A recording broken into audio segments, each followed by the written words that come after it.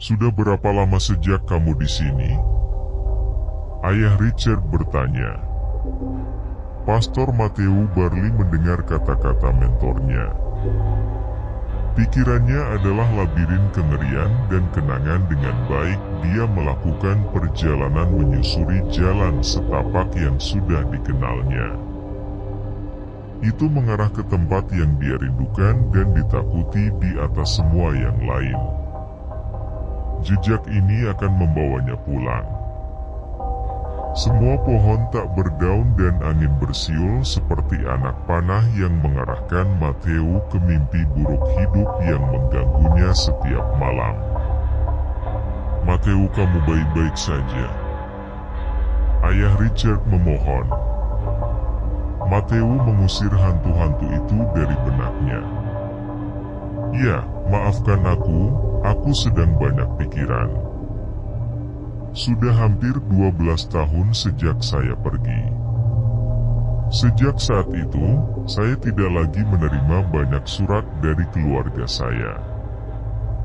Kemudian lagi saya tidak bisa bertindak terkejut, orang tua saya tidak sama setelah malam itu. Sejak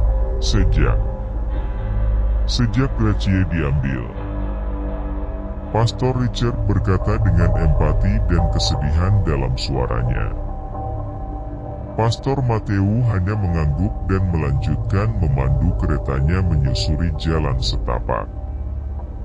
Matahari sudah tinggi tetapi Matthew tidak merasakan kehangatan dan kenyamanannya.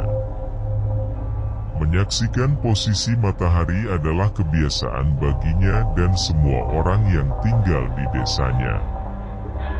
Bagi mereka yang tinggal di bawah bayang-bayang pegunungan Carpathian, tidak tahu penghiburan di malam hari dan hanyalah teror yang terbayang.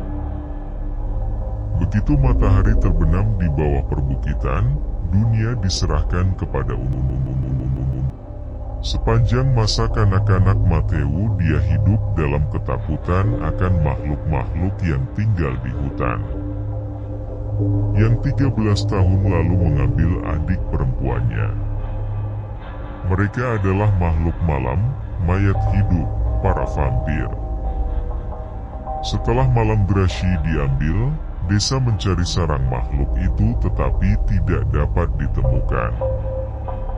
Matthew bersumpah saat itu juga bahwa dia akan melakukan semua yang dia bisa untuk menghancurkan mereka. Dia pergi ke Vatikan dengan alasan dilatih sebagai pendeta, namun tujuan sebenarnya adalah untuk mendapatkan pengetahuan tentang mayat hidup. Disitulah dia bertemu dengan Pastor Richard, seorang pria yang memiliki masalah sendiri dengan makhluk malam. Selama bertahun-tahun mereka telah berlatih untuk hari ini. Hari di mana dia akan kembali ke rumah untuk menyelesaikan sumpahnya. Kereta mereka berhenti di depan sebuah tanda di jalan.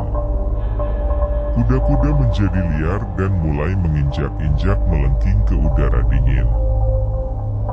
Kirim mereka kembali, mereka tidak bisa pergi lebih jauh. Dari sini kita berjalan.